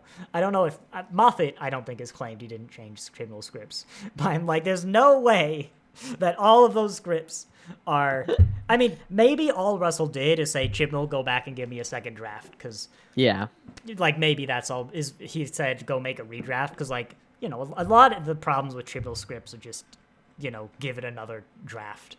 But I can't accept that. We'll see what you think. But I think we should go back though, right? For maybe the Christmas special, maybe season 2, we'll call it, and see what IMDb says now.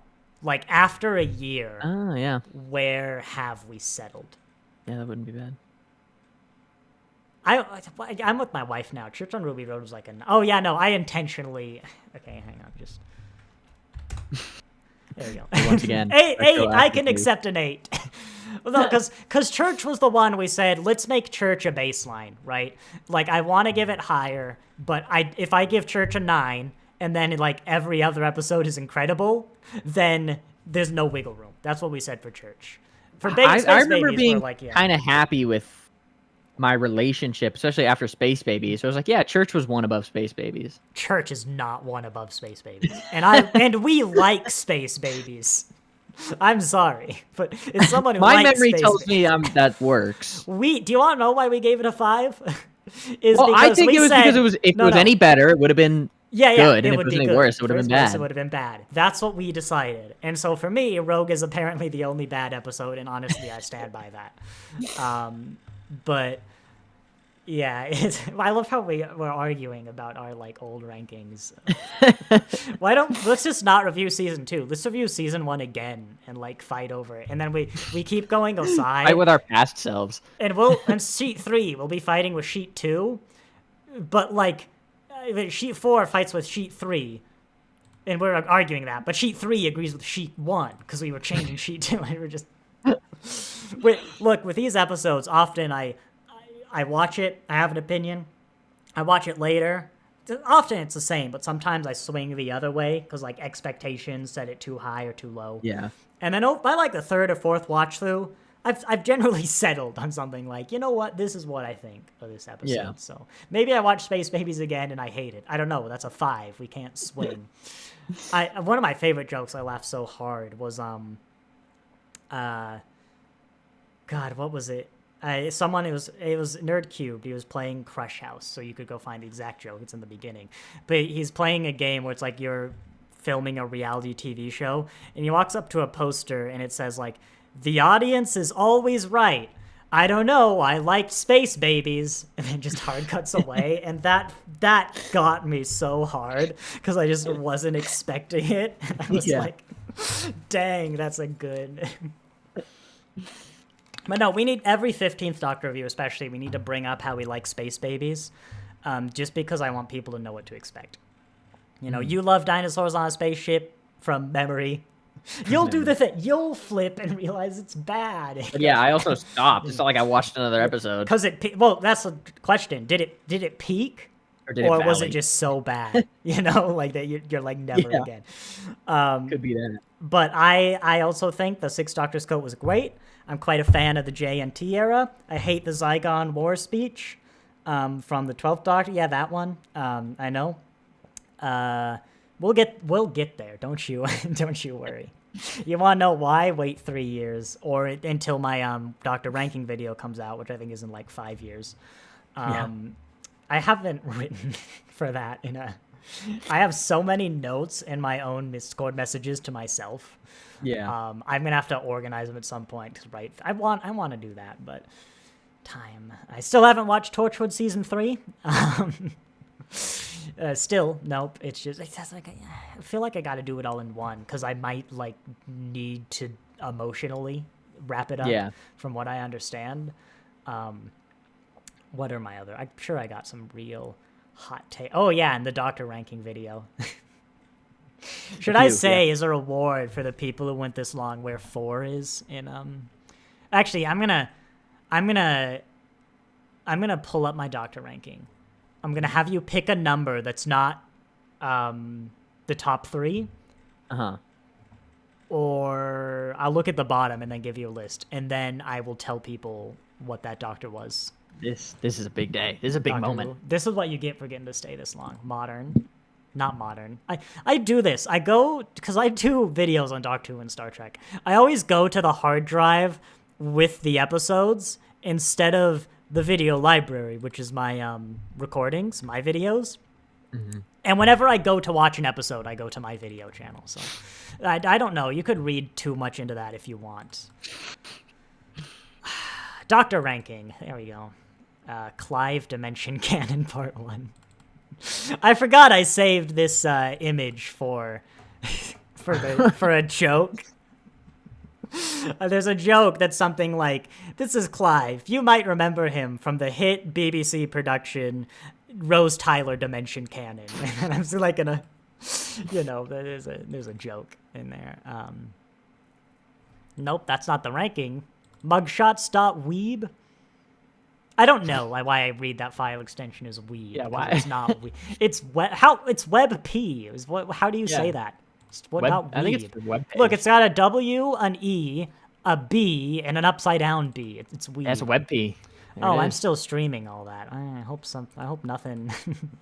I might have double to reward that footage. But did I show anyone bad? I don't think so. Oh no, those are some of my notes. I have to open this Photoshop document. Fine. Here's my script though. You want to see the script for this? Ooh. Yeah. Here's the every ranking. I won't show. Actually, if only I had a way to show. Oh, I don't have a way to show blurred screens. Whoops. Yeah. Here's a. It's sizable. Yeah, and here's the bits that aren't written. This isn't written. This is that's the preamble. Here's 9. Here's the first one I did. You can see all my notes. Oh, we can look at that Clive joke. This is my friend Clive. He's a nice guy. You may recognize Clive from the hit series Rose Tyler, The Dimension Canon from Big Finish. I don't know why there's a lingering end parentheses. I like this paragraph. It's a good video. If you ever have like 4 hours, you could. Hey, I might beat JX's Follow Doctor Who video. You never know. I think we almost did, or did we? We almost did. Was it almost, or did we? I think because we could have beaten it because we forgot to say something. Yeah. Oh, and I have notes about a running joke. Look at how much of this script isn't written. That's impressive. There's like 4 doctors written for this script, and I'm doing it totally arbitrary. I think I've written 13 section. Oh, I don't think I have. But it references how her Big Finish stuff hasn't come out yet. I have notes for that, but like by the time this goes out, it's definitely gonna have come out because it's in like a month, so I might have to rewrite it. God, what if her range is so good? I have to just totally change this ranking. The only reason the 6th Doctor is here is because I'm counting Big Finish. There it is. And look at, even this has notes. There's like my shorthand of 9. Don't pick that number. Okay. So yeah, don't pick 1 to 3. Uh-huh. Don't pick, I don't know, pick a number. Ooh. By the way, this is a ranking of 1 to 16. 1 is the best, 16 is the worst. Wouldn't it be funny though if I forgot to blur my screen and I did I have the script up before I realized I forgot to burn? I don't think. That would be funny. So you could just read like everything. Don't do that. But okay, I could pick something that I feel like is one of your hot takes, or I could be. What do you think give the number above the Doctor? Don't give the Doctor. Is 10 a hot take? Yes. That's one of the. You know what? That's if you don't let me read this blurb. 11 is my hottest take, but there's a big asterisk by 11. Yeah.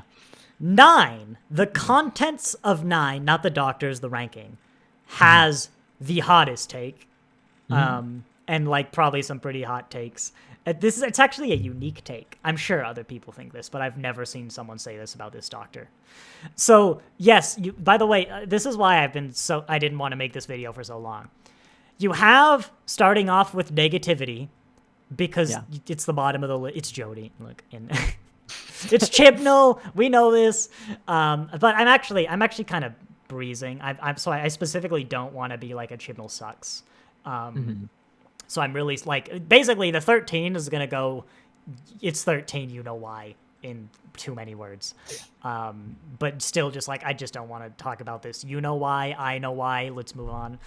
Then we've got some like just kind of meh, we're not talking much.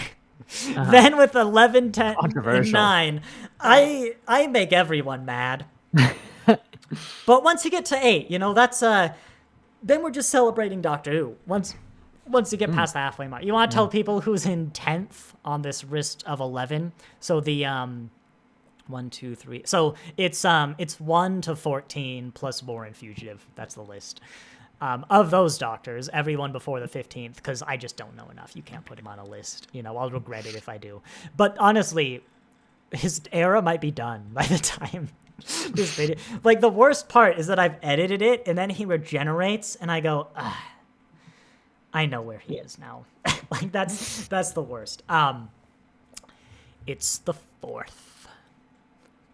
1, 2, 3, 4, 5, 6. The 7th worst is it's the 4th. And you know what he's the hardest script to write. I don't even think I've written it. You know why? For most people, they can't explain why Tom Baker is number 1. He just like is, he just like as a person is the Doctor.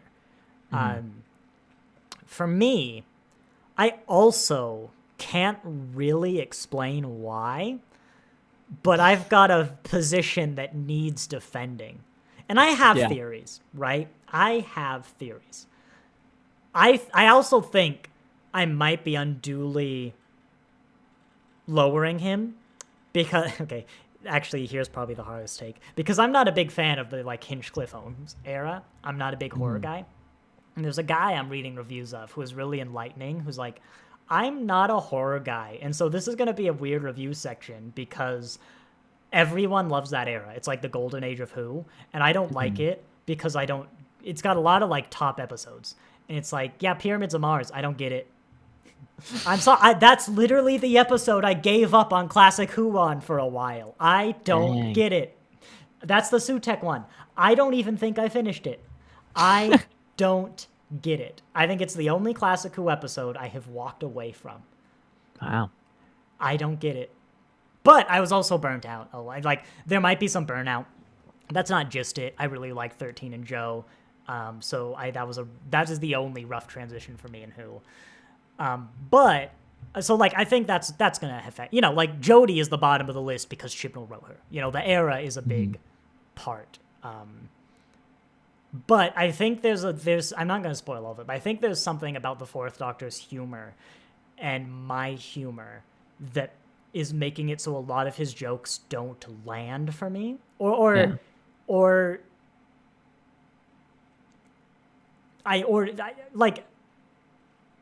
basically I think of them, it's like it's not, I'm not getting the surprise factor. So but don't get me, he's above the list of, like, he's not bad, don't get me, like, there is one bad Doctor, and that's because Fugitive doesn't have enough screen time to be bad. I'm sorry, Fugitive.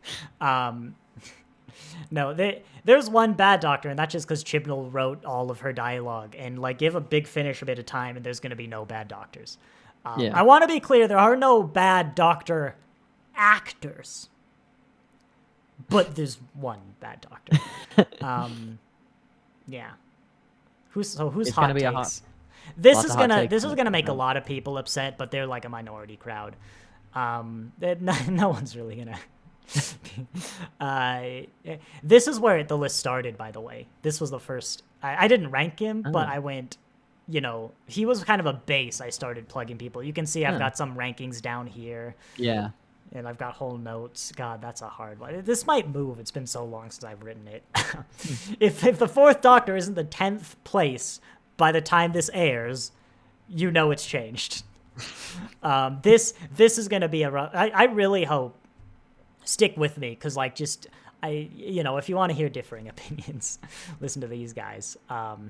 Then this is where everyone's happy. This is gonna be one that kind of makes people upset. This is the cult favorite guy. But I've got a case. I think people. This is the remembering versus watching this guy. Oh yeah. Then you got these ones. This was kind of difficult to do. I don't know if this is a hot take. But this is a take I think people will respect for having, it's like, I can respect that you did this. I think this is a decision that deserves respect. Here's what ended up being my favorite modern Doctor. He was higher than I thought. And then I don't think really. I might get some slack for this number one, but really, like, I probably would get slack for anyone at number one except for the fourth Doctor. Yeah. Except for the fourth Doctor, but it's not him. you know. I mean, the worst part too is Tom Baker's old, and this video's gonna come out in a while. Yeah. There's two events I don't want to sync up. You know what I'm getting at? I know exactly where you're going. I think this video is gonna take longer to produce than Tom Baker's lifespan.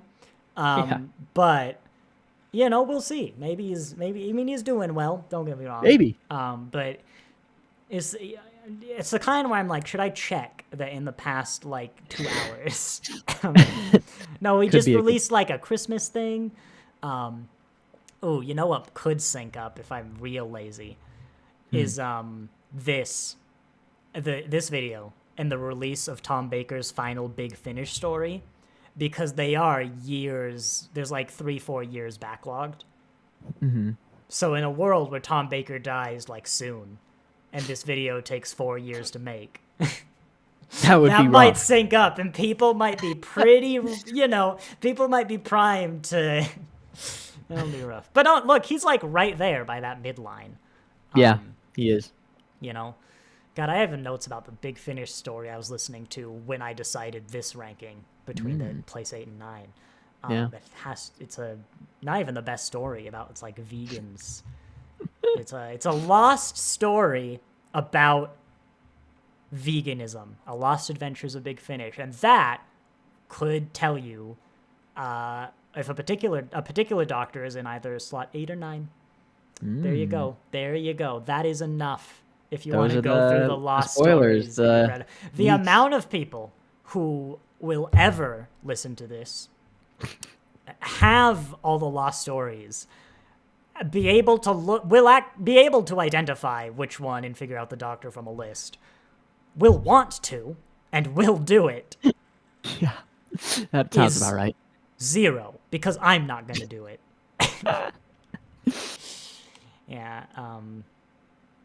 No, you can tell what I was listening to when I was planning this, though, because like the Fifth Doctor as well has a lot of lost story examples, because I had a really good string of Fifth Doctor lost stories. I actually will recommend that. Big Finish Lost Stories. I think it's the first few with the Fifth Doctor. There's like 3 of them, and 2 of them are very good. One sec, audio. Even one had a twist that I predicted, because it's like a clever twist and I put together, but it's a really good. Hang on, because I do want to recommend those. They're genuinely good. The Elite, that's one of them. The Elite, Hexagora, and Children of Seth. Those are the 3. The Elite is very good. One of the others was very good, and I don't remember which one, but they're pretty cheap. And, like, you can probably, I think you can get the like whole first set of lost. I'll be honest, especially with the Sixth Doctor, a lot of the lost stories, I see why. It's not been my favorite range, but those Fifth Doctor ones are good, because what they did is they took the Sixth Doctor, they took what was going to be his second season before they totally revamped it. It's a whole deal. Don't worry about it. And so those scripts existed, and they put those onto audio. What that means, though, is they have all the problems of the TV Six Doctors run, which is not great, to say the least. As I said, I like JNT. I am not as upset about the Six Doctors era as most. But it does. If it is actually like those stories I listened to, I would be. They were pretty bad. Yeah. Oh, but that first Doctor too, that's got a great like 3-hour Alexander the Great story. And It's rare for like a first Doctor pure historical that's like 3 hours long to actually have me gripped. That, if you like atmosphere, I don't even know what it was about that story. I loved that Alexander the Great. It's just called the First Doctor box set. Yeah. But it's got an Alexander the Great. That's like mostly it. That's got like a throwaway like one-parter. That was a very good. It's impressive. When First Doctor, when Big Finish does First Doctor right, it's like what if the first Doctor didn't have the pacing issues of the 60? And so, like, we actually have an 8-parter, 6 to 8-parter, but it's good. Mm-hmm. I might even you might like that. You might like the Alexander the Great story. Because it's got an amazing atmosphere. I mean, it's a good story. Yeah. But it's barely even about the Doctor. It's more like an Alexander the Great piece that is basically the events leading up to his death, like returning home. I mean, I think it's kind of like, historical myth, like it happened, but there's a lot we don't know. I don't know. So, it's like, it's ancient Greek history. There's history, but there's also, screw it. That guy died because he got hit in the head by a coconut, Like, sure, that happened. Yeah. But it's like, it's just a fascinating atmospheric character piece wow. about Alexander the Great. I would thoroughly recommend it to you, and I might send it to you if Discord lets me. But it might also be piracy. You never I don't know. Because it's a file. I don't know. I'll look into that. But yeah, I will say thank you all very much for watching. Also by The War Doctor. Gallifrey, Big Finish, that's great too as well. 8th Doctor, you want a place to start? Storm Warning with the 8th Doctor, doing my 8th Doctor's monthly adventures, Brilliant with Charlie. Thank you all very much for watching, and I'll see you next time. Bye-bye.